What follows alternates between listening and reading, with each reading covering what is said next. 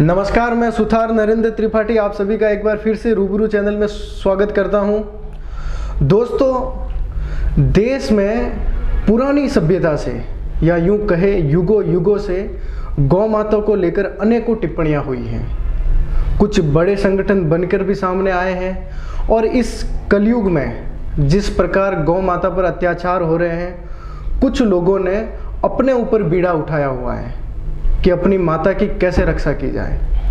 आज ऐसे ही हम एक शख्स से आपको मिलवाने जा रहे हैं जो जोधपुर के पास के गांव से रहने वाले हैं और उन्होंने छोटी सी उम्र में गौ माता को बचाने का प्रण ले लिया था।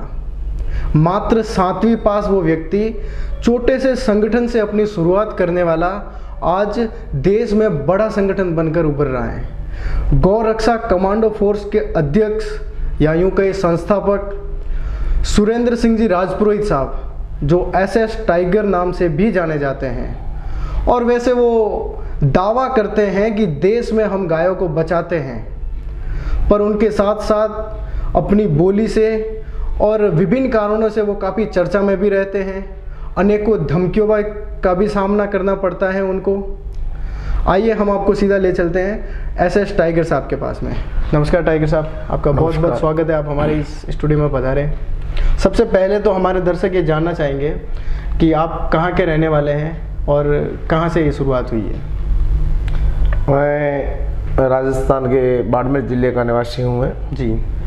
और शुरुआत तो ऐसा है कि गौ माता की रक्षा करने का तो हमारे पूर्वजों ने, ऋषि मुनियों ने और माता पिता सहित संतों के आशीर्वाद से, संस्कारों से जी हमने गौ सेवा तो सीखी है, बचपन से इसी सीखी है जी। परंतु गौ रक्षा की शुरुआत जो है वो सर्वप्रथम सबसे पहले मैंने केरला के पालघाट में जो गाड़ियाँ पकड़ी थी जी, वहीं से मेरी गौ रक्षा की शुरुआत हुई है जी। हमने केरला के पालघाट में 4-5 गाड़ियाँ हमने पकड़ी थी। तो वहाँ पर क्या करते थे टाइगर साहब आप उस समय? बस उस समय एक मैं बॉम्बे था, बॉम्बे से अचानक मैंने एक गाय की हत्या का वीडियो देखा जी। तो एक दिमाग खराब हो गया, जुनून पैदा हो गया, अंदर एक पागलपन सा पैदा हो गया कि अपन ये बिजनेस कर रहे हैं, पैसे कमा रहे हैं जी और अपना परिवार पाल रहे हैं, मगर देश के अंदर जो सत्य सनातन की जो माँ है जी, जिसको 4 वेद 6 शास्त्र 18 पुराणों में कहा गया है कि गावो विश्वस्य मात्र जी, परंतु जिसको माँ मानते हैं, पूजा करते हैं, पाठ करते हैं, उसी गाय की स्थिति आज देश के इतनी दयनीय है जी, जिसको सरेआम कत्ल खाने में ओपनली लेके जाना, उनको काटना, उनके नाम पर राजनीति करना, तो कहीं न कहीं थोड़ा दिमाग में एक चोट लगी जी। और उस दिन सब कुछ छोड़ छुड़ा के मैं चला गया जी कि भाई सबसे पहले कहाँ ये परिस्थिति हो रही है। तो मुझे केरला का किसी ने बताया जी, तो मैं कोयम्बतूर गया जी, वहाँ पर कुछ दिन मेरे दोस्तों के साथ में रुका मैं जी, और पैसे नहीं थे मेरे पास में उस समय जी, तो मैंने कहीं जॉब भी किया, नौकरी करके जो पैसे इकट्ठे हुए फिर सेठ से झगड़ा करके नौकरी छोड़ दी, नहीं तो ऐसे छोड़ेंगे नहीं। सही है सर। तो फिर वहाँ से हमने एक मित्र को साथ में ले जाके हमने एक काम शुरू किया जी। ये कमांडो फोर्स की शुरुआत कहाँ से हुई, मतलब ये संगठन कहाँ पे बनाया? गौरक्षा कमांडो फोर्स वैसे तो 2007 में बना लिया था मैंने जी। गौरक्षा कमांडो फोर्स की शुरुआत 2007 में मैंने कर ली थी जी। और उसका रजिस्ट्रेशन मैंने नहीं करवाया था क्योंकि मेरा ऐसा कोई उद्देश्य नहीं था जी और आज भी नहीं है जी, कि दूसरे संगठन जैसे भी जितने भी संगठन है देश के अंदर जी, उस तरह से संगठन को बड़े लेवल पर रजिस्ट्रेशन करवा के बड़े ऑफिस, बड़ी प्लेटें, बड़ी गाड़ियां, अकाउंट नंबर, स्लिप, रसीद बुकें, फलाना टिकड़ा, ये कुछ भी मेरा उद्देश्य नहीं था जी। आज भी भारत का पहला ऐसा संगठन है जी, गौरक्षा कमांडो फोर्स जो रजिस्ट्रेशन है जी, ऑलरेडी दिल्ली से ऑल इंडिया लेवल पर रजिस्ट्रेशन कराया हुआ हो, परंतु मैंने आज तक न तो अकाउंट नंबर खोला है उसका, न कोई उसकी चंदा की रसीदें जाती हैं, न कोई चंदा लेने हमारे कार्यकर्ताओं को मैं जाने का परमिशन देता हूं। कितने सदस्य हैं सर आपके संगठन में वैसे पूरे देश में? करीबन हमने 7 लोगों से शुरू किया था जी, परंतु आज करीबन 14 से 15 लाख कार्यकर्ता देश भर में काम कर रहे हैं, बड़ी बात है सर, जुड़े हुए हैं। अब व्यक्तिगत तो हर व्यक्ति को मैं जानता नहीं हूँ, नहीं सबका वो कुंडली रखता हूँ मैं, पर 14 से 15 लाख रुपए 15 लाख कार्यकर्ता हमारे साथ जुड़े हुए हैं देश भर में। दिल्ली भी आपका वैसे ऑफिस है गौरक्षा कमांडो फोर्स का? हाँ, दिल्ली में ऑफिस है। हमारे जो ट्रस्टी मेंबर हैं जी, उन्हीं का वो खुद का है और उसी में हमने ऑफिस करके रखा है। कोई ऑफिस का अलग किराया देना या अलग से ऑफिस करना ऐसा कुछ भी नहीं है। आपका ज्यादातर समय तो सर भ्रमण में ही निकल जाता है ऑफिस तक? हाँ, 365 दिन में ऑल इंडिया प्रवास पे रहता हूँ ज्यादातर जी। अभी मेरे को ऑफिस जाके 2 साल हो गए जी। वहाँ ठीक है, वो लोग संभालते हैं, मैं जाता हूँ कभी कभार जाता हूँ ऑफिस में, तो इतना जान नहीं रहता। दिल्ली में है, जयपुर में है, इंदौर में है, ऐसे कई जगह ऑफिस खोल के रखी है कार्यकर्ताओं ने, पर मेरा इतना जाना नहीं रहता। पर सर आपका जो गौरक्षा कमांडो फोर्स गायों को लेकर जो सेवा कर रहा है, गौ माता को लेकर, उसके साथ साथ में आप काफ़ी चर्चा में भी रहते हैं। वैसे लाइव आकर किसी को पर्सनली आप बोलते हैं या भाषा की सभ्यता नहीं रखते, आप किसी को भी कुछ भी बोल देते हैं, सर ये कैसा सही है? ऐसा है कि लाइव आके कुछ बोल देना ये उन लोगों के लिए है। मैं नहीं चाहता किसी को भी गलत बोलना, परंतु कभी कभी क्या है पता है कि ये सोशल मीडिया पर न जाने लोग अपनी छवि को चमकाने के लिए, खुद को एक फेमस करने के लिए हमेशा, वो तो आप जानते होंगे, अभी किसी बड़े व्यक्ति का नाम लेंगे जो फेमस है, जिसका नाम है जो फेमस, उसके ऊपर कोई टिप्पणी और कमेंट करेंगे तो फेमस हो जाने का चक्कर में कुछ लोग मजबूर कर देते हैं कभी कभी बोलने के लिए। वरना मैं भी नहीं चाहता किसी को अभद्र बोलना या गाली गुप्ता करना, मुझे अच्छा नहीं लगता, परंतु कोई लोग मजबूर कर देते हैं। पर सर मैंने तो आपके जितने भी लाइव देखे हैं, मैंने एक लाइव, आज का एक लाइव जरूर सुबह देखा था, वही आपका सही था, बाकी तो हर लाइव में आप अभद्र भाषा का प्रयोग करते हैं, किसी के प्रति कुछ भी बोल देते हैं सर। हाँ, कुछ बोल देने का मतलब कोई हम हर किसी को थोड़ी बोलते हैं, जो लोग मजबूर करते हैं ना, गलत कमेंट करते हैं। अब गौरक्षक है, ब्राह्मण है, इसका मतलब ये थोड़ी है कि हम किसी की गाली खाने के लिए पैदा हुए हैं। हाँ, लोग बोलते हैं आप गौरक्षक हो, बड़े हो, ब्राह्मण हो, फलाना टिकड़ा ये हो, तो क्या ब्राह्मण या गौरक्षक किसी की गाली खाने के लिए पैदा हुए हैं? पर आपका लाइव जो है काफी महिलाएं भी देश में देखती हैं, फिर आप वैसे अभद्र भाषा का प्रयोग करते हैं? महिलाएं हमारा देखती है, महिला उनका कमेंट भी तो देखती होगी कि जो गलत बोल रहा है उसको बोल रहे हैं, हम तो व्यक्तिगत तो बोलते नहीं किसी को, है ना। बाकी ये चीज तो वो नहीं, हम दुनिया की बहन बेटियों की रक्षा के लिए निकले हैं, तो खुद की बहन बेटी को कोई गाली देगा तो इतने तो हम हिजड़े तो है नहीं कि हाथ पे हाथ धर के बैठ जाए, कोई अपनी माँ बहन को गाली दे या कोई अपने को कुछ भी बोले और हम चुपचाप सुन ले, हाँ भैया, हाँ भैया। भैया हम गांधीवादी नहीं है, हम तो भगत सिंह को अपना आदर्श मानते हैं, चंद्रशेखर आजाद को, राजगुरु को आदर्श मानने वाले लोग हैं, मंगल पांडे को अपने गुरु मानने लोग हैं, इसलिए हम ठीक है, जब तक सहन शक्ति होती है सहन कर लेते हैं। बाकी ये जरूरी नहीं होता कि कोई अपने को कुछ भी बोलेगा, कोई कुछ भी ये करेगा तो अपन चुपचाप सुनते हाँ भैया, हाँ भैया, ये अपने से नहीं होगा। लेकिन सर कई बार आप पर्सनल कमेंट को लेकर, आपके व्यक्तिगत किसी से दुश्मनी है, आप उसको लेकर भी लाइव आ जाते हैं, ये कैसे है सर? नहीं, आज तक बताओ एक भी व्यक्तिगत किसी का नाम लेकर लाइव आए हो तो बताओ मुझे। आप नाम नहीं लेते सर, लेकिन उसमें इशारा तो जरूर। अब क्या पता इशारा, मेरा इशारा के जिहादियों के लिए है, मैं तो सूअर बोलता हूँ, अब सूअर पता नहीं किसको बोलता, व्यक्तिगत किसी की टिप्पणियां आपने देखी है मुसलमानों को लेकर, आप कुछ ज्यादा ही जैसे बोल देते हैं गलत, लेकिन सभी मुसलमान ऐसा थोड़ी है सर। मुसलमानों को लेकर नहीं जी, मैं कट्टर हिंदू हूँ, था और रहूंगा जी, परंतु मैं सभी मुसलमानों को गलत नहीं मानता जी। नहीं तो आप लाइव आते हैं कुछ भी बोल देते हैं सर, बोलते हैं ना, किन के लिए सुन रहे हैं वो? हाँ, तो किन के लिए बोल रहा हूँ मैं मेरी बात सुनो कि जो लोग मुझे ये बोलते हैं कि सांप्रदायिक विशेष व्यक्ति हैं, ऐसा वैसा है, तो मैं देश के अंदर मुसलमान चाहता हूं, मैं कि मुसलमान देश के अंदर रहे, परंतु कैसे मुसलमान? अशफाकुल्ला खान बनकर, रहीम रस खान बनकर, अब्दुल कलाम बनकर। अब तुम ओवैसी बनने की कोशिश करोगे, तुम बाबर गोरी गजनवी बनने की कोशिश करोगे, तो क्या हम तुम्हारी पूजा करेंगे? जूते मार के भगाएंगे भारत से। 4 नारे आपके काफी फेमस हो रहे हैं, वो एक बार बताएंगे हमारे लाइव आप? हाँ, पहला नारा हमारा है गौ काटने वालों के हाथ काट 2 सालों के। दूसरा नारा है लव जिहाद रोको, वहां जहां देखो वहीं ठोको। और तीसरा नारा है जातिवाद छोड़ो, हर हिंदू को जोड़ो।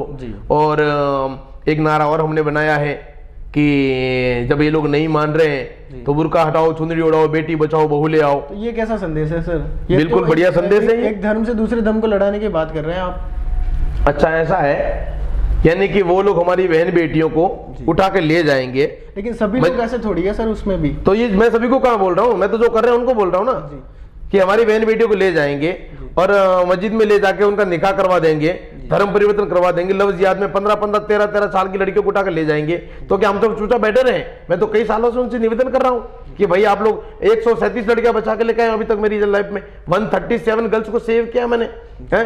तो उन लोगों को समझा रहे हैं भाई आप लव जिहाद मत करो, अब हिंदू लड़कियों का जो अपहरण कर रहे हो, धर्म परिवर्तन कर रहे हो, धर्मांतरण कर रहे हो, ये बंद कर दो आप लोग। और वो नहीं मान रहे हैं, तब जाके हमने तो ये मुहिम छेड़ी है, और उसमें कम से कम 27 से 28 बहुएं लाएंगे, हमने लाएंगे, ये तो घर वापसी है हमारी। लेकिन सर आप जैसे लाइव आकर जैसे कुछ मुसलमानों को लेकर भी टिप्पणियां करते हैं, और ये बात भी सही है कि सभी लोग ऐसे नहीं है। मैं अभी भी कह रहा हूँ सारे मुसलमान एक जैसे नहीं होते, तो आप जब लाइव आते हैं तो कुछ या तो ऐसा कहिए आप कि भाई मैं बाकी को छोड़कर जो गलत है उनके लिए कह रहे हैं। तो मैंने कहा कब का बताओ, एक मेरा लाइव बता दो जिसमें मैंने ये बोला है कि सारे मुसलमान गलत है। कभी उनके कपड़ों को लेकर कमेंट करते, ये तो सभी के लिए है सर, उनका धर्म। हाँ, तो कपड़े को लेकर मेरी बात हो, जो सच्चा मुसलमान है, जो मुस्लिम ईमान को मानता है, जो नेक अल्लाह का बंदा है, वो तो गलत काम करेगा नहीं। अल्लाह के नबी में लिखा है कि गाय का गोश्त हराम है और गाय का घी सिफा है, तो उनको फॉलो क्यों नहीं करते? अब कुछ लोग कुरान का हवाला दे देकर सुबह से शाम तक जनता को गुमराह कर रहे हैं, कुरान का हवाला देकर, जबकि कुरान में जो चीज लिखी हुई नहीं है, और लिखी है तो बताओ, और जब नहीं लिखी है तो क्यों करते हो? कुरान एक पवित्र ग्रंथ है उनका, और कुरान का हवाला देते, कुरान में तो ये लिखा है, कुरान में, जबकि कुरान में ऐसी कोई चीज लिखी नहीं है गलत। जब नहीं लिखी है तो क्यों करते हो? और अगर आप लिखी है तो हमें बताओ कि ये लिखी है हमारी, है ना। तो मैं उन लोगों के खिलाफ में हूं जो एक धार्मिक ग्रंथ है उसका दुरुपयोग कर रहे हैं। मैं खुद कुरान का सम्मान करता हूं क्योंकि उनका धार्मिक ग्रंथ है, उनका हवाला देकर कुछ लोग जो है देश के अंदर सांप्रदायिक सद्भावना बिगाड़ने का प्रयास कर रहे हैं। मेरा मुहिम जो है उन जिहादियों के खिलाफ है, उन आतंकवादियों के खिलाफ है, उन देशद्रोही गद्दारों के खिलाफ है। मेरा जो मिशन है मीर जाफर के औलादों के खिलाफ है, जयचंदों के औलादों के खिलाफ है, ना कि इस क्यों अशफाकुल्लाह खान को हम अपना हीरो मानते हैं, अब्दुल कलाम को हीरो मानते हैं, तो रहो ना भाई, हम तो गले मिलाने के लिए तैयार हैं। परंतु आप हमारी बहन को बहन मानो, आप हमारी माँ को माँ मानो, आप हमारी गौ माता का सम्मान करो, तो हम कब आपको नकारेंगे? बताओ। आपको बता दूं, मैंने तो कम से कम 3 मुसलमान लड़कियों को भी बचाया मैंने, 3 मुसलमान लड़कियों की हेल्प की है मैंने, कम से कम 9 मुसलमान परिवारों की हेल्प की है मैंने। जब तकलीफ में थे तो फोन करते हैं मुझे, बोले टाइगर भाई हमें नहीं लगता कि हमारा कोई हेल्प करेगा, आप ही कर सकते हो। मैंने उनको सपोर्ट किया है, जहां उनके एफआईआर नहीं बन रही थी, हमने फोन करके एफआईआर करवाई उनको न्याय दिलवाया हमने। तो हम कहाँ सांप्रदायिक हुए बताओ? जी सर, अभी आपने 2-3 दिन पहले मैंने एक लाइव देखा था, आप राजस्थान के एक मंत्री शांति धारीवाल जी के विरुद्ध भी कुछ बोल रहे थे।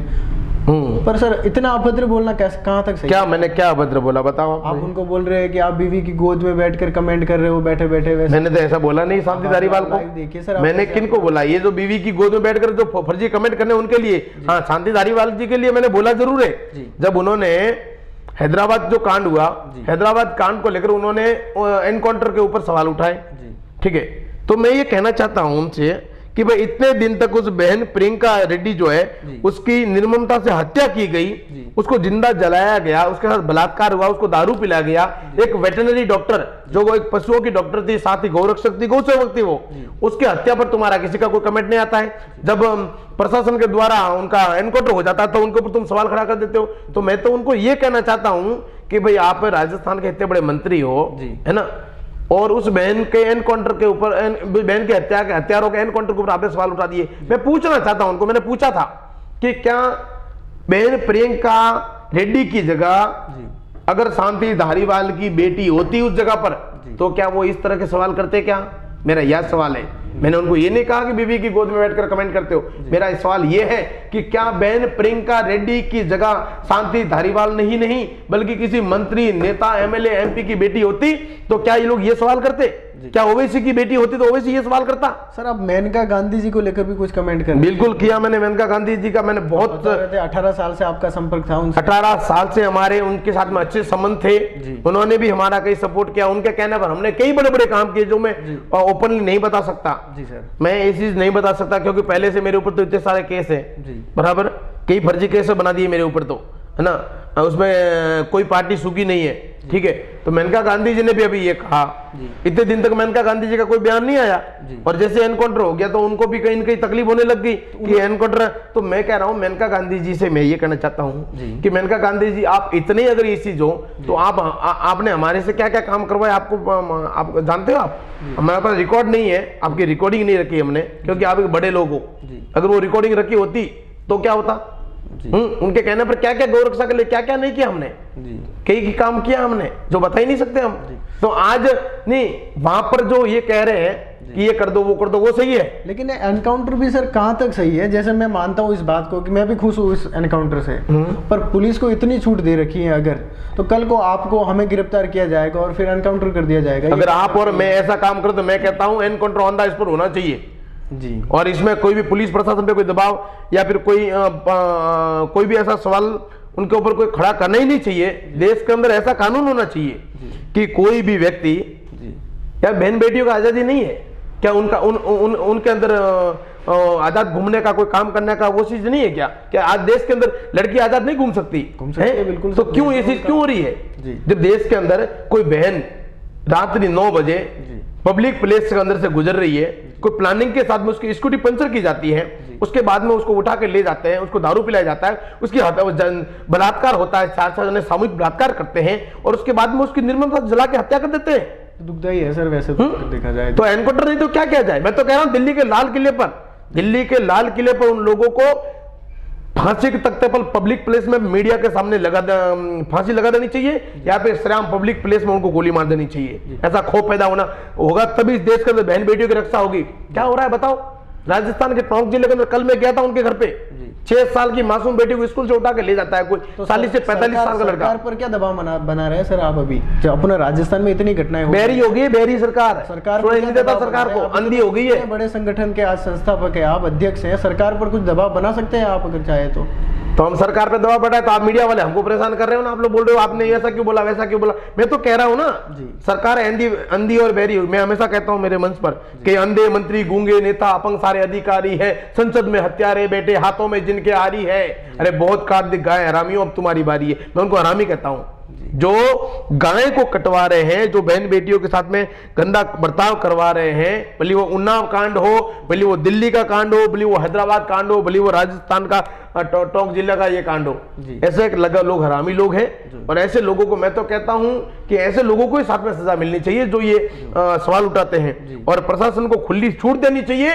पुलिस प्रशासन को सैल्यूट में सैल्यूट करता हूं ऐसे प्रशासन अधिकारियों को जो इन बहन बेटियों के हत्यारों, बलात्कारियों, इन जिहादियों, इन लोगों को सरेआम मार देना चाहिए। अरे यार, जो बहन बेटी का बलात्कार करके आया है, जो उनकी हत्या करके आया है, तुम उनको बकरे का गोश्त खिला रहे हो, तुम उसको मटन खिला रहे हो, तुम उनको बिरयानी खिला रहे हो, हैं?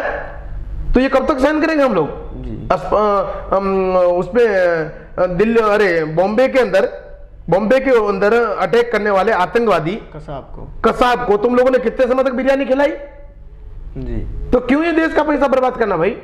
सऊदी अरब में जो कानून है वो कानून यहाँ क्यों नहीं लाते? दिल्ली में जो निर्भया कांड हुआ था सर, हाँ, उसके जो भी आरोपी थे जी, अभी उनको फांसी होने वाली है कुछ ही दिनों में, लेकिन जब उनको कोर्ट में पेशी के लिए ले जाया जाता है आज भी, तब सैकड़ों की तादाद में मतलब पुलिस बल उनकी सुरक्षा कर रही है बाजार से जब लेके जा रहे हैं। तो उनको पता है ना देश के अंदर अभी जो जिंदा दिल शेर दिल बंदे हैं ना देश भगत, वो भी जिंदा है। उनको पता है कि निपटा देंगे उनको, ठोक देंगे उनको सालों को, इसलिए उनको सुरक्षा देते हैं जी। और ये सरकारों का दोगलापन है जो ये कहते हैं कि दिल्ली की तिहाड़ जेल के अंदर वो फांसी देने वाला जल्लाद नहीं है। कैसे हवाले देते लोगों को शर्म आनी चाहिए।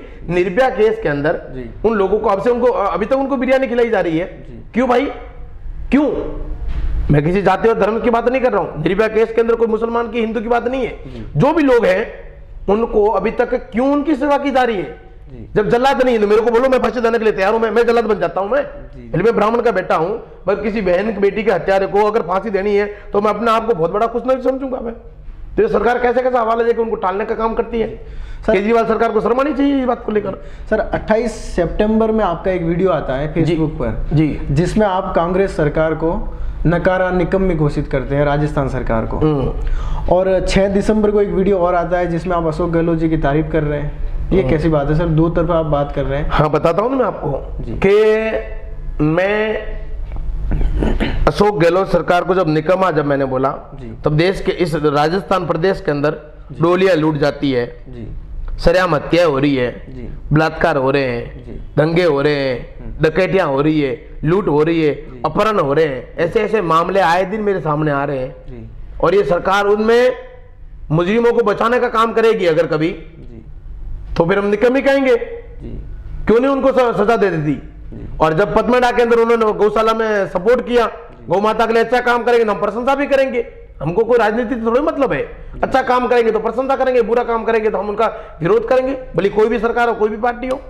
सर मोदी सरकार ने तो गौरक्षा कमांडो फोर्स या इसके अलावा काफी संगठन जो गौ माता के करते थे उनको गुंडा तक कह दिया था। ये किस लिए कहा था उन्होंने?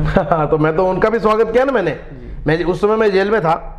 मोदी जी ने जब गौरक्षकों को गुंडा कहा, उस समय मैं जेल में था। मध्य प्रदेश की जेल में था, गौरक्षा के कांड को लेकर मैं जेल में गया था जी। मेरे ऊपर झूठे मुकदमे में मुझे फंसा दिया गया था।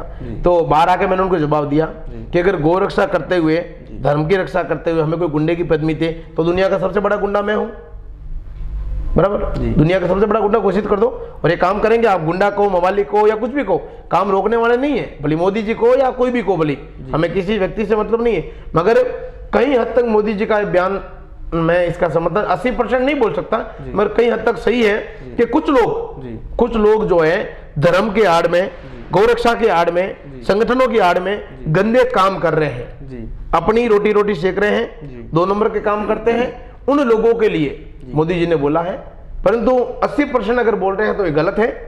सच्चे गौरक्षक को अगर कोई जेल में डालेंगे या बोलेंगे, उनको परेशान करेंगे, तो हम कतई उनका समर्थन नहीं करेंगे। किसी गौरक्षक को डरने की जरूरत नहीं, किसी के बाप से। आप अगर सच्चे गौरक्षक को, गौरक्षा का कार्य कर रहे हो तो किसी के बाप से डरने की जरूरत नहीं आपको। मगर आप अगर गौरक्षा के आड़ में गलत काम कर रहे हो तो आपके ऊपर कार्रवाई होगी, उसमें हम सब कुछ। हाल ही के दिनों में आप सर सुखदेव सिंह जी गोगामेडी से मिले थे जी, ये किस लिए मिले थे आप उनसे? सुखदेव सिंह जी गोगामेडी वैसे हमारे कई समय से हमारे अच्छे बड़े भाई समान मित्र हैं हमारे, और उनसे मिलने का विशेष हमारा जो उद्देश्य था कि सुखदेव सिंह जी भी आज एक राजपूत समाज के लिए बड़ी ताकत बन के उभरे हुए हैं, ठीक है। तो ये राष्ट्रीय राजपूत करनी सेना के नाम से जो संगठन चल रहा था, तो कई राजपूत भाइयों ने भी मुझे कहा कि, बाकी लोगों ने मुझे कहा कि आप उनसे एक बार मिलो, चर्चा करो। तो मैंने उनसे कहा कि मैंने कहा क्यों नहीं, आपकी जरूरत अभी केवल राजपूतों को नहीं बल्कि राजपूतों के साथ साथ समस्त हिंदुत्व को आपकी जरूरत है। और इतिहास रहा है, क्षत्रियों ने तो इस सनातन धर्म के लिए बहुत लड़ाई लड़ी है। तो मैंने उनसे निवेदन किया कि आप क्यों ना उसको हिंदू करनी सेना बना देते या राष्ट्रीय करनी सेना बना देते। तो उन्होंने तुरंत मेरा प्रस्ताव स्वीकार किया। फिर हमने कहा कि अपने को कमलेश तिवारी जी के वहाँ पर जाना है, तो बिना सोचे समझे उसी रात हम लोग रवाना हुए और वहाँ पर गए, और उसका परिणाम 6 घंटे में आपने देख लिया होगा। जी सर, ऐसे तो छोटे छोटे काफ़ी संगठन हैं जो गौरक्षा को लेकर है, और अन्य को अपने अपने क्षेत्र में अपने अपने जो भी संगठन बनाए हुए अपने अपने लेवल पर काम कर रहे हैं जी। उन सभी को आप साथ क्यों नहीं ले लेते हैं? मैंने बहुत प्रयास किया है। अपन सब बिखर कर काम कर रहे हैं तो एक साथ ही काम क्यों नहीं कर लेते? मैंने बहुत प्रयास किया है जी। मैं सभी को साथ लेकर चलने का बहुत प्रयास किया है, आज भी कर रहा हूं मैं सभी संगठनों का स्वागत करता हूं मैं कि आप एक जाजम पर आए, सभी संगठन मिलकर उन सभी को निरस्त करके कोई एक संगठन बना लो, सब लोग मिलकर बना लो, कोई पद नहीं उसमें, सारे के सारे मेंबर ही मेंबर बन के काम करो। मैं सबसे पहले मैं तैयार हूँ, ताकत बढ़ जाएगी सर, मैं तैयार हूँ। सबसे पहले अगर कोई बोले गौरक्षा कमांडो फोर्स को रद्द करके मंच पर आओ, तो सबसे पहले मैं तैयार होकर कहीं गाय की रक्षा हो रही है, धर्म की रक्षा हो रही है, बहन बेटियों की रक्षा हो रही है।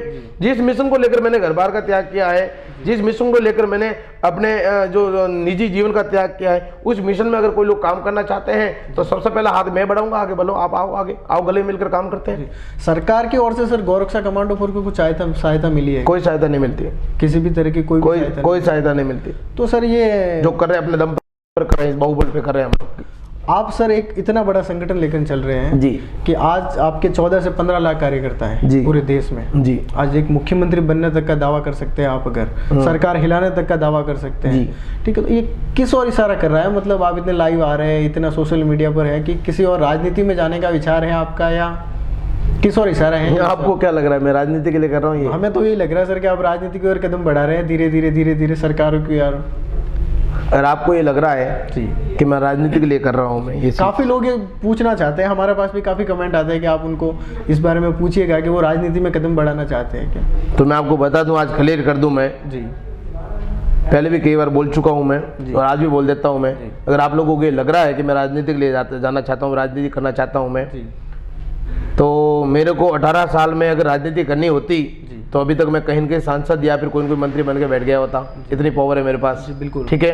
कोई भी पार्टी मेरे को, और मैं व्यक्तिगत नाम नहीं लूंगा, इतने बड़े नेता का 1 घंटा और 10 मिनट की बैठक को मैं ठुकरा के आया हूँ, पार्टी ज्वाइन नहीं की मैंने, ठीक है। स्पेशल मुझे टिकट देकर उस समय भी मैं जयपुर था, जयपुर से मुझे दिल्ली बुलवाया गया। ये 21 फरवरी के आसपास करीबन बात है, 21 फरवरी 2018 की बात है। मैं उस बैठक को ठुकरा के आया हूँ, और फिर भी उसको जनता को लग रहा है कि मैं राजनीति करने के लिए काम कर रहा हूँ। तो आज शपथ लेता हूँ मैं आजीवन राजनीति नहीं करूंगा, कभी चुनाव नहीं लड़ूंगा, कभी कोई राजनीति नहीं करूंगा। आपके कार्यकर्ता काफी जो है वो आप राजनीति में देखना चाहते हैं सर? नहीं, मुझे नहीं, वो देखना चाहते हैं मगर मुझे इंटरेस्ट नहीं है ना, मेरा काम अलग है जी। मैं राजनीति में कोई एक संसदीय क्षेत्र या एक विधानसभा छात्र लेके बैठकर नहीं जीना चाहता। मुझे देश के हिंदुओं की रक्षा करनी है, तो आप देश के हिंदू भाई बहनों की, गौ माता की रक्षा करनी है, पूरे देश का काम देखना है मुझे। तो सर आप पर तो बीजेपी के एजेंट होने का भी आरोप लग रहा है, बहुत से हाँ लगाएंगे ना, बिल्कुल लगाने दो। देखो आरोप प्रत्यारोप लगता रहेंगे। जो बीजेपी के मुझे एजेंट बोलते हैं उन लोगों को कहना चाहता हूँ कि एसएस टाइगर ने बीजेपी के खिलाफ भी मोर्चा खोला है। एसएस टाइगर ने बीजेपी के खिलाफ भी कई बयानबाजी की है। मेरे यूट्यूब चैनल है SS tiger Rajpuri GRC news, मेरा चैनल है। उस चैनल पे जाके आप देख लेना, मैंने बीजेपी वालों को कई कटघरे में खड़ा किया है, कई बीजेपी वालों को मैंने जवाब दिया है। मैंने अगर बीजेपी का एजेंट होता तो मैं मोदी जी के या फिर इन बीजेपी नेताओं के खिलाफ, जब किरण रिजिजू जी ने बयान दिया कि मैं गौमांस खाता हूँ, मनोहर पारिकर ने जब बोला कि गोवा के अंदर गौमांस की कमी नहीं आने दूंगा, मैंने उनकी धज्जियां उड़ाई है।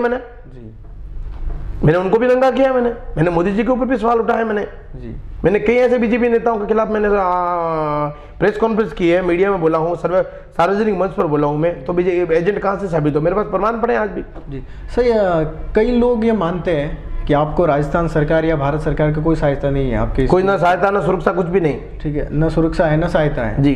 फिर भी आपके कई बार हम फोटो देखते हैं, आप हवाई जहाज में सफर कर रहे हैं, बड़ी बड़ी होटलों में रुक रहे हैं। बिल्कुल। ये फंड कहाँ से आ रहा है सर? ये फंड कहाँ आ रहा है जी? फंड नहीं आ रहा है जी। ये लोग व्यवस्था करवाते हैं, जिनको जरूरत है व्यवस्था करवाते हैं जी। आपको जरूरत पड़ी, आपने मुझे बुलाया है तो टिकट दो, टिकट भेजोगे तो ही मैं आऊंगा, नहीं तो मैं नहीं आऊंगा। आप मेरी रुकने की व्यवस्था करोगे तो ही मैं आऊंगा। आप पहले कंफर्म करता हूँ कि भाई आपके वहाँ कार्यक्रम है या कोई भी परेशानी है, कुछ भी है, आने जाने की टिकट भेजो, व्यवस्था करो वहाँ पर, तभी मैं यहाँ से रवाना होता हूँ। मैं क्यों जाता हूँ? बाकी मेरे फैंस फॉलोइंग, दोस्त मित्र यार समाज बंधु बहुत सारे लोग हैं जो मुझे आर्थिक सहयोग भी करते हैं। ठीक है, कुछ अच्छा काम करते हैं, उससे खुश होकर कुछ लोग मुझे हमें देते हैं कि भाई आपने हमारा काम किया है, वो ये हमारी तरफ से आपको सहयोग हाथ में देते हैं डायरेक्ट कैश, तो हम उनसे, उनके सहयोग से हमारा काम चलता है जी। और बिना सहयोग तो काम करेंगे कैसे? बिना पैसे कैसे काम करेंगे जी? जमाना कि हम किसी से मांगने नहीं जाते, परंतु लोगों को तो पता है ना, जो लोग हमारे काम देख रहे हैं वो लोग अपनी मर्जी से करते हैं सहयोग। सब कुछ है मेरे पास, जो कुछ भी सब जनता का दिया हुआ ही है, मेरा खुद का काम। सर आप जैसे भ्रमण करते हैं जी, तो कोई एक जगह ठिकाना है जहाँ पर आप मिल सके कि भाई महीना भर वहीं रुकते हैं? कभी नहीं, इसमें ऐसा कोई ठिकाना नहीं। कभी हमारा कोई ऐसा ठिकाना नहीं है। मारवाड़ में कहावत है कि डोंगो मत डेरा है, भारत देश मेरा है। ठीक है तो हमने एक ठिकाना कभी नहीं बनाया और ठिकाने की जरूरत नहीं होती। हम तो क्रांतिकारी हैं। ना भगत सिंह का एक ठिकाना था, ना आजाद का कोई ठिकाना था, ना मंगल पांडे का कोई ठिकाना था, और नहीं नेताजी सुभाष चंद्र बोस का कोई ठिकाना था, ना वीर सावरकर का कोई ठिकाना था जी। तो हमारा ठिकाना कहाँ से होगा? हम तो उन्हीं के भगत हैं। कई बार सर आप लाइव आते हैं, अपने कमेंट लिखते हैं कि भी मुझे धमकियां मिल रही है। हाँ। उसके बाद भी आप अपनी सुरक्षा को लेकर इतने बेखौफ रहते हैं कि कहीं भी जाना करना, ऐसा है? आप सुरक्षा की मांग क्यों नहीं? एक चीज मैंने देखी है कि जो धमकी देने वाले लोग हैं ना, वो कभी सामने नहीं आते। ठीक है, और अपनों से मैं लड़ना नहीं चाहता। जो अपने हैं, हिंदू है, उनसे मैं लड़ना नहीं चाहता। और बाकी गैर हिंदू जो दुश्मन लोग हैं, गद्दार लोग हैं, आतंकवादी लोग हैं, उनकी औकात नहीं कि वो मेरे से सामना करें मेरे से। बाकी दूसरी बात ऐसा है कि हम तो खुद रक्षक बन के घूम रहे हैं, तो हमको सुरक्षा की आवश्यकता नहीं है। जिस दिन मौत आनी है उस दिन दुनिया की कोई ताकत मुझे बचा नहीं सकती, और जब तक नहीं लिखी है दुनिया की कोई ताकत मुझे मार नहीं सकती। आज के सर मैंने आपका लाइव देखा सुबह जी। टाइगर को हमेशा गुर्राते जरूर देखा है पर रोते नहीं देखा। आज ये आपने क्या लाइव दे दिया? ऐसा है, कभी कभी जब देश का प्रधानमंत्री देश के लिए रो सकता है जी। कोई ओवैसी अपनी झूठी राजनीति के लिए या फिर अपने समाज के लिए रो सकता है, तो ये एसएस टाइगर अपने समाज के लिए, अपने धर्म के लिए क्यों नहीं? और कभी कभी ऐसा थोड़ा मायूसपन आ जाता है कि जब अपने ही लोग बिना सोचे समझे कमेंट्स करना, विरोध करना या फिर नीचे गिराने का काम करते हैं, झूठे झूठे आरोप लगा लेते हैं गंदे गंदे, तो अब उनसे मैं लड़ना नहीं चाहता। उनके साथ में कुछ उनके ऊपर मुकदमा करके उनको अंदर करवाना नहीं चाहता। आज तक मैंने किसी भी हिंदू भाई के ऊपर गलत मुकदमा नहीं करवाया मैंने, भले उन्होंने गलत कमेंट किया है, मैं चाहूँ तो एफआईआर करवा सकता हूँ और उनको उठा के जेल में भी डाल देंगे, परंतु मैं नहीं चाहता कि मेरा कोई भी हिंदू भाई अपनी छोटी सी गलती के कारण इतनी बड़ी सजा काटे जी। इसलिए मैं ये चीज नहीं चाहता, इसलिए मैं उनसे लड़ना नहीं चाहता। तो मायूस हो जाता हूँ कभी अपनों से बात करते करते, मन आंखें भी भर जाती है। कोई बड़ी बात नहीं है, समाज के लिए, धर्म के लिए, और अपने जब अपनों के लिए आंख में आंसू आ जाए तो कोई बड़ी बात नहीं है। पर सर जैसे जो लोग आपको फॉलो करते हैं जी, आपके कार्यकर्ता हैं, काफी लोग आपको फॉलो करते हैं कि टाइगर जैसे चलता है हम भी वैसा चलेंगे, टाइगर जैसे कपड़े पहनता है हम भी पहनेंगे। वो जब आपका ये वाला वीडियो देखेंगे कि टाइगर रो रहा है, तो उन पर क्या भी तो उनको भी पता तो चले ना जी। उनको भी पता चलना चाहिए कि जब अपने ही जब घात करते हैं ना तब व्यक्ति के अंदर की आत्मा रोने लग जाती है जी और ये जो आंसू है ना ये अपनों ने मुझे दिए हैं जी। और हमेशा भारत के इतिहास में जितने भी क्रांतिकारी वीर से हुए हैं। अपनों का इशारा सर ये परिवार को लेकर है या किसी और को? मेरा परिवार 100 करोड़ हिंदू है जी। मेरा परिवार 100 करोड़ हिंदू है जी। ये मेरे अपने हैं, इसके अलावा कोई नहीं। जी। तो आप पर तो सर काफ़ी कुछ आरोप भी लगे, काफ़ी लोगों ने हमें भी पूछा है कि आप उनको पूछिएगा। पत्नी जी को लेकर आपके बारे में काफ़ी कुछ कमेंट होते हैं, आपको भी डायरेक्ट पूछा जाता है, कैसा? उनके बारे में क्या कहेंगे सर? उनको छोड़ना पड़ा आपको? हमारी धर्मपत्नी की बात कर रहे हो? छोड़ना ही था आपको तो आपको शादी क्यों की सर आपने फिर उनके? देखो शादी आप एक और तो बात करते हैं सर कि बहू लाओ बेटी बचाओ, और एक और हाँ क्या संदेश देंगे सर आप? ऐसा है कि हमारी देवी जी को हम छोड़ना नहीं चाहते थे जी और देवी जी ने हमारे काम देखकर ही हमसे शादी की थी जी। तो ऐसा नहीं कि भाई डायरेक्ट बिना जाने बिना पहचाने हमारी शादी हो गई जी। तो उन्होंने हमारे काम देखकर प्रेरित होकर 1 साल तक हमारे पीछे लगने लगे थे। उसके बाद हमने जाके शादी का हाँ करा था जी। और काम देखकर ही हमसे हमारी दोनों की शादी हुई थी जी। और तुरंत फिर 3 महीने के अंदर ही उन्होंने हमारे काम का विरोध करना शुरू कर दिया। जी। तो हमने उनको देवी को कहा था कि आप जिस काम को देखकर आप हमारी जिंदगी में आए हो, आपने वादा किया था कि हम आपके काम में सपोर्ट करेंगे, भले सोशल मीडिया से करो भले किसी भी रूप में करो, तो आप अगर सपोर्ट करने के लिए हमारी जिंदगी में आए तो अभी आप विरोध कर रहे हो, ये हमें हजम नहीं हो रहा है। जी। तो उन्होंने बोला कि भैया तो काम छोड़ दिया, हमें छोड़ दो। मैंने कहा हम ना तो आपको छोड़ना चाहते हैं ना काम को छोड़ना चाहते हैं। तो बोले आप नहीं छोड़ोगे तो मैं छोड़ दूंगी, आपने काम नहीं छोड़ा तो इस बात की काफी बहस चली और हमारी शादी की लाइफ 3 महीने रही। 3 महीनों के अंदर देवी जी ने एक दिन रात को फिर हमारा जो भी मैं नहीं बता सकता, जो भी सामान हम रात को निकलते हैं बाहर वो छुपा दिया, फोन छुपा देना, साइलेंट कर देना। और उसके बाद में बोला कि या तो गौरक्षा छोड़ दो या मुझे छोड़ दो। मैंने कहा गौरक्षा नहीं छोड़ सकती। तो बोले मैं जा रही हूँ। तो मैंने कहा भाई आप जाओ पधारो जी। फिर बोले मुझे छोड़ने के लिए आओ, तो हम गए उनको छोड़ने के लिए राजी राजी जी। फिर उनको बोल के आए थे हम कि जब तक आप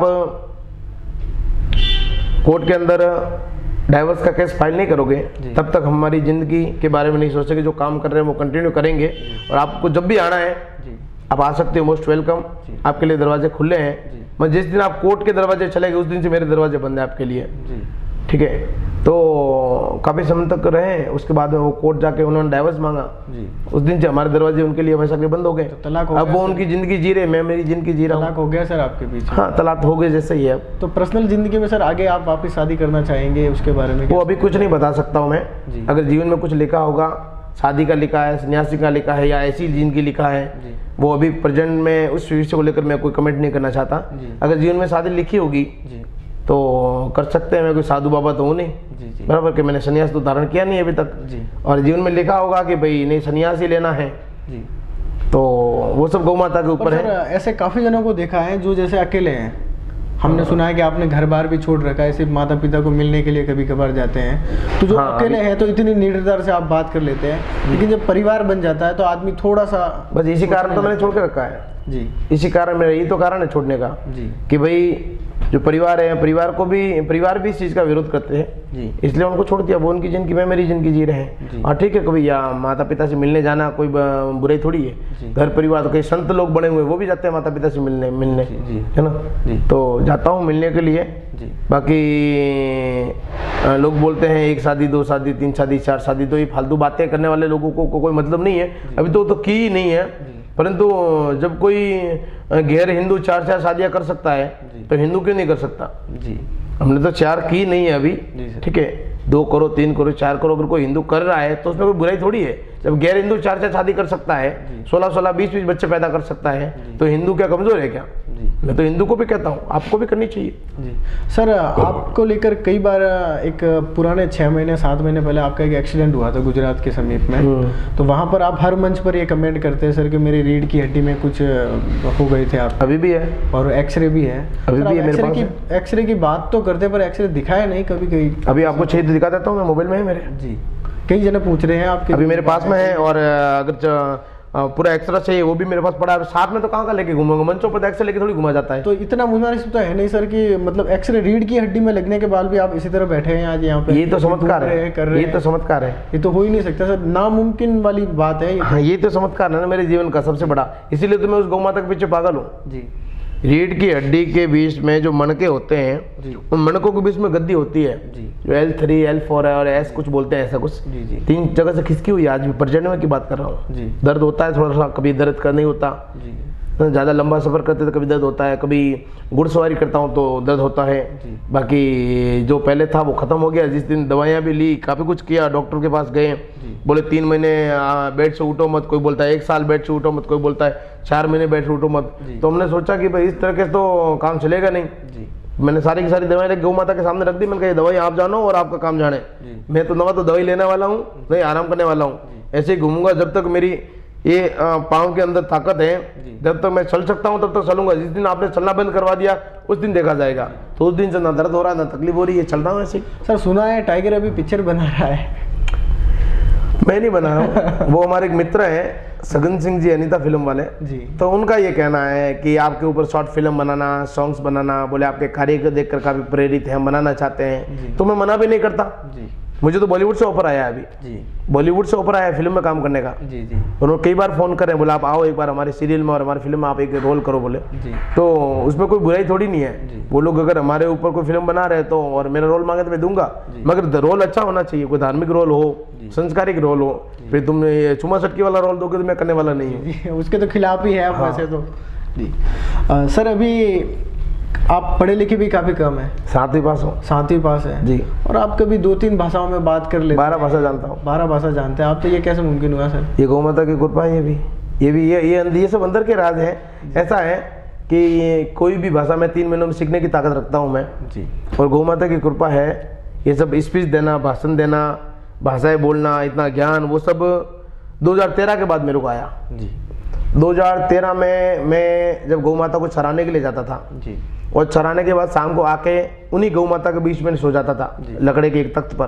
तो सारी रात मुझे गौ माता यहाँ से सभी जगह पूरी रात मुझे छाड़ते थे और मैं आराम से सो जाता था। अच्छा। और उसी से मुझे ज्ञान प्राप्त हुआ है, उसी से ये सब दिमाग इतना तेज हुआ है मेरा। बाकी मैंने तो कभी माइक ही नहीं पकड़ा, मुझे तो डर लगता था माइक पकड़ने से भी। जी। सर टाइगर को कई बार मारपीट करते भी देखा गया है। आप कई बार किसी ट्रक वाले को रोक देते हो, उसको मारते हो और लाइव बताते हो, ये क्या सर दादागिरी बताते हो आप देश के लोगों को, क्या बता रहे हैं? नहीं, मारते हुए देखा होगा, अच्छी बात है, और आगे भी मारेंगे हम तो। ऐसा है कि अगर कोई व्यक्ति हमारी गाय गौ माता को कत्ल खाने ले जाएगा, उसको काटेगा, कोई व्यक्ति हमारी बहन बेटियों का लवजियात करेगा, उनके साथ छेड़खानी करेगा, तो हम उनको हाथ जोड़ के तो नहीं बोल सकते ना भैया हमारी गाय को बचा लो। जैसे गाय को लेकर जा रहा है ड्राइवर जी, उसको हो सकता है वो अपने यहाँ से किसी अपने भाई के घर पे या किसी और भी तो ले जा सकता है। आप उसके बाद पूरी पड़ताल उनके साथ कुछ नहीं करते, पूरी जांच करते पहले। जी। वो तो गाड़ी रोकने पता चल जाता है, जब हम गाड़ी रोकते हैं ना, तब अगर सही व्यक्ति है गाड़ी रोक देता है वो। और जब गुनहगार होता है वो भागता है, फायरिंग करता है, हमारे ऊपर पत्थर फेंकता है, हरकतें करता है। तो आपको डर नहीं लगता सब आगे जैसे जो भी गाड़ी लेके जा रहा है उसके पास हथियार भी हो सकते हैं? फायरिंग करते हैं ना, 70 राउंड फायरिंग होती है हमारे ऊपर, हुई है जी। डर किस बात की? जब मौत ही साथ में, कफन तो साथ में रखते हैं हम, तो कफन साथ में लेके घूमते हैं, तो फिर डर किस बात का? जब मरना ही है इसमें तो फिर मौत का डर तो है ही नहीं। जब मौत का डर नहीं है तो फिर डर किस बात का? आप सर एक ही थाली में आप और गौ माता साथ में खाना खाते हैं, कई बार देखिए। ये तो मेरा सौभाग्य है, तो इसी से तो ये ज्ञान प्राप्ति उसी से होता है। गौ माता के साथ में एक ही थाली में खाना, गौ माता छाटना, गौ माता के सानिध्य में रहना, इसको लोग नहीं समझ पाएंगे। मीरा जब भगवान के भजन में नाचती था, लोगों ने मीरा को पागल कहा था, मगर मीरा जिस मोहन मुरारी गिरधर नागर को देख के नाची तो दुनिया को थोड़ी दिखा। दुनिया को दिखा हो तो लोग मीरा को पागल नहीं कहते। आज मैं जिस गौ माता के अंदर माँ भगवती का दर्शन कर रहा हूँ, मुझे जिस गौ माता में माँ भगवती दिख रही है, वो दुनिया को नहीं दिख रही। और जिस दिन दुनिया को दिख जाएगी उस दिन दुनिया मेरे को पागल और मेरे को ऊपर आरोप नहीं लगाएगी। और मुझे पता है इस देश का इतिहास है, महाराणी में कहावत है कि मर्दों दीवारों तो मुंह फुटी निकले, बराबर। तो ये लोग अभी मुझे नहीं जानेंगे। इस कार्य करते करते जब मुझे भगवान से हमेशा प्रार्थना करता हूँ कि गौरक्षा मुझे शहीदी प्राप्त हो, और मैं इस दुनिया से जाऊंगा ना, तो ये लोग और इनकी आने वाली पीढ़ी। वैसे काफी सराहनीय है सर काम आपका, ये करेंगे स्टूडियो आपको मतलब सलाम करता है आपके काम को। सर अभी जैसे जितने भी गांव है राजस्थान में या भारत में भी, हर जगह पर गौशालाएं बनी हुई है, पर कई गौशाला में तो हालत ख़राब है सर, गायों के कीड़े तक पड़ गए। हम वीडियो देखते हैं कई बार यहाँ पर, तो आपके जो भी संगठन वहाँ पास में रहते हैं, आप उनको इतना नहीं तलब कर सकते कि आप उस गौशाला में जाइए, वहाँ पर कम से कम जो सुविधाएं मिल रही है गवर्नमेंट से मिल रही है वो सही काम हो रहा है नहीं हो रहा है, खाने को मिल रहा है, उनका उपचार वगैरह क्या चल रहा है गायों को लेकर? मैंने आज तक सर्वे नहीं करते? मैंने आज तक कम से कम कोई समझ लो मेरे हिसाब से 4000 गौशालाओं का सर्वे किया है जी। टाइम नहीं मिलता उतना जी। क्योंकि सारा एक आदमी क्या क्या करेगा यार। जी। गौ रक्षा करने जाएगा या फिर जो गौ रक्षा कर रहे हैं उनको हेल्प करेगा, लव जिहाद का काम देखेगा, समाज का काम देखेगा, बेटियों का काम देखेगा, और क्या क्या करेगा अकेला आदमी है। तो भी मैंने 4000 गौशाला का सर्वे किया है, करते भी हैं। वो जितनी हमसे बनती है उतनी हम लोगों को अपील करके हेल्प करवाते हैं, परंतु गौशाला समस्या का समाधान नहीं है। वो तो एक ठीक है, एक टेम्पररी चीज है, परंतु जब तक लोग अपने घरों में गौ माता को जगह नहीं देंगे वापस, तब तक गौ माता की सेवा, उसकी रक्षा करना संभव नहीं है जी। बांग्लादेश बॉर्डर से हजारों की संख्या में गाय कत्ल खाने जा रही है, बेचारे वो बीएसएफ वाले उनको रोक रहे हैं। तो बीएसएफ वाले क्या क्या करेंगे? गायों की रक्षा करेंगे कि देश की रक्षा करेंगे?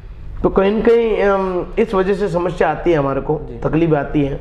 सर केंद्र सरकार, मोदी जी की सरकार को लेकर आप क्या टिप्पणी करना चाहेंगे? बहुत बढ़िया काम कर रहे हैं, आई सैल्यूट यू, बहुत अच्छा काम कर रहे हैं। जो भी किया है दिल खुश कर दिया, भले अयोध्या फैसला हो, भले 370 वाला कांड हो, भले रोहिंग्यों को भगाने वाला काम हो, जो कुछ भी मोदी जी कर रहे हैं, मैं तो कह रहा हूँ भारत के अंदर कोई अवतारी पुरुष आया है और अच्छा काम कर रहे हैं। जब तक अच्छे काम करेंगे हम सपोर्ट करेंगे जी, और अच्छे काम नहीं करेंगे तो फिर बात अलग है। राम मंदिर पे जो फैसला आया सर जी, इसको आप कैसे लेते हैं? मतलब एक तरफा लेते हैं या दोनों धर्मों को? आपको क्या लगता है वो एक तरफा है?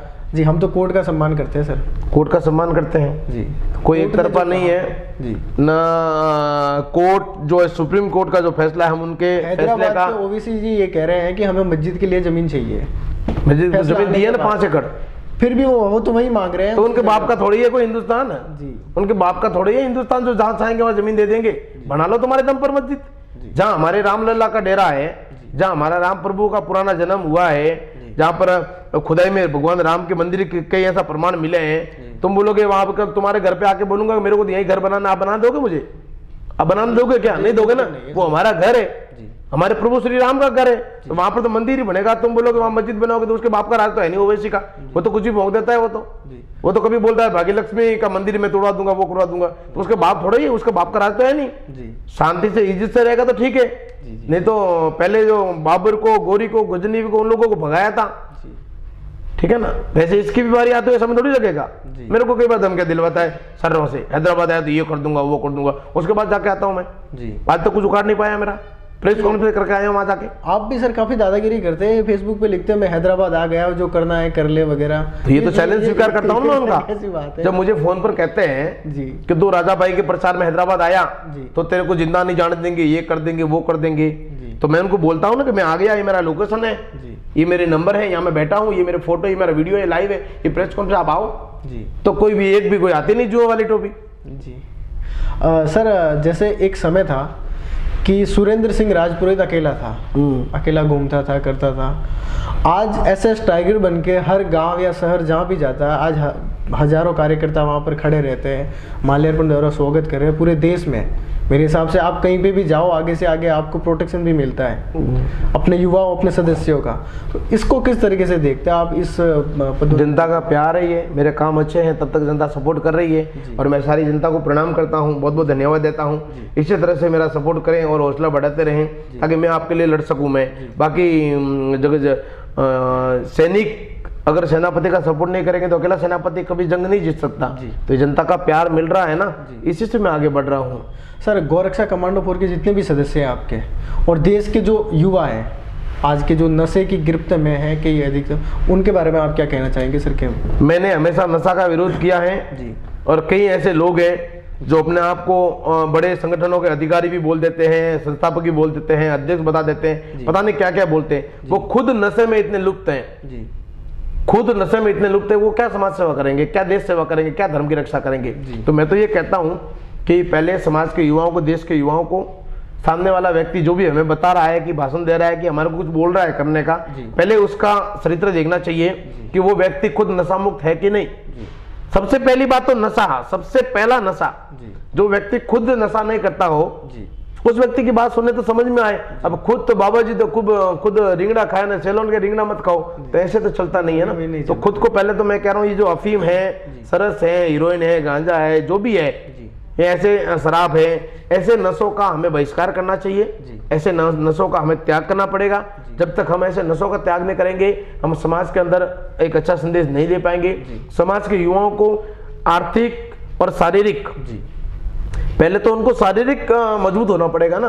जब व्यक्ति अंदर से खोखला है तो वो क्या समाज की सेवा, क्या देश की रक्षा करेगा।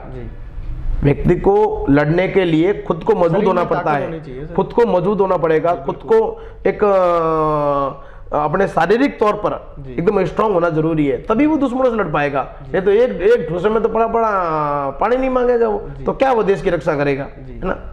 जो गौ रक्षा कमांडो फोर्स के आपके युवा हैं, आपसे जो जुड़े हुए जितने भी कार्यकर्ता हैं, 14 लाख 15 लाख, उनको आप क्या संदेश देना गौ रक्षा कमांडो फोर्स के कार्यकर्ताओं और देश के सभी गौरक्षकों को एक ही चीज कहना चाहूंगा कि दिल खोल के काम करें, किसी के बाप से डरने की जरूरत नहीं है। जब भी जरूरत पड़े, आपका ये एसएस टाइगर भाई आपके लिए सदैव तैयार है, तत्पर है। आप अपना काम करते रहें, मगर पूरी ईमानदारी से, निष्ठा से, और दिल के अंदर गौ माता को अपनी माँ मानकर उसकी सेवा करें, रक्षा करें। उसके नाम पर फर्जीवाड़ा और राजनीति करोगे तो मैं सपोर्ट नहीं करूंगा। मेरे से जितना बनेगा, मैं उस हर व्यक्ति को, हर गौरक्षक को, हर समाज सेवी को, हर धर्म रक्षक को, हर व्यक्ति के लिए, हर मेरा भाई है और हर मेरे भाई बहन के लिए मैं सदैव तैयार हूं, तत्पर हूं। पर गलत काम करने वालों को हम कभी सपोर्ट नहीं करते, भले वो कमांडो फोर्स का सदस्य हो और वो उल्टे उटपटांग काम करेगा, गलत काम करेगा तो हम उसका भी विरोध करेंगे। हम उसको कभी सपोर्ट ना किया है, ना कभी करेंगे। और भले दूसरे संगठन का व्यक्ति है, वो अच्छा काम कर रहा है, उसको तकलीफ आई तो हमने कई बार हेल्प की और आगे भी करेंगे। और टाइगर साहब, अभी के लिए आपसे विदा लेते हैं और आपकी लंबी उम्र की कामनाओं के साथ। नहीं, लंबी उम्र की दुआ मत दो भाई, हमें उम्र बहुत कम चाहिए।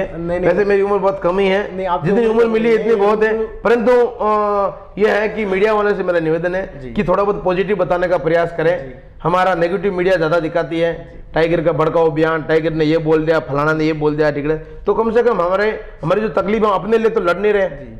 टाइगर के नाम का क्या है जी। सर मीडिया वाले खुद सवाल नहीं पूछे थे, मैं इतने सवाल पूछे तो मैंने पर्सनली आपसे नहीं पूछे। हमारे पास ये देश के युवाओं के सवाल है जो हम आपसे पूछ रहे हैं। कोई बात नहीं, उनको जवाब देना आपका फर्ज है सर। बिल्कुल करे, बेदरद कीजिए, मगर मेरा ये कहना है, वो सोचते हैं सर कि आपके पास फंड नहीं आ रहा है तो टाइगर हवाई जहाज में कैसे जा रहा है दूसरी जगह। तो बता दिया मैंने, वो उनको तो सामने वाले व्यवस्था करवाते हैं, कोई फ्लाइट की करवाते, कोई बस की करवाते, कोई गाड़ी डीजल की करवाते, तो हम पहुंच पाते हैं। बाकी दूसरा जन सहयोग से जाते हैं। पर आप सवाल कीजिए, बेशक सवाल कीजिए, कोई भी करें, मुझे किसी से कोई सवाल की आपत्ति नहीं है। जब हमें समय मिलेगा तो सवालों का जवाब भी देंगे। परंतु मेरा आपसे निष्पक्ष, आप भी जो भी बताएं निष्पक्ष बताएं तो अच्छा लगता है। जी, और कुछ नहीं। जी चलो सर, धन्यवाद। जय श्री राम, वंदे गो मातरम। जिंदगी रही तो फिर मिलेंगे, वरना हिंदू है हरिद्वार में जरूर मिलेंगे। जय हिंद, जय भारत।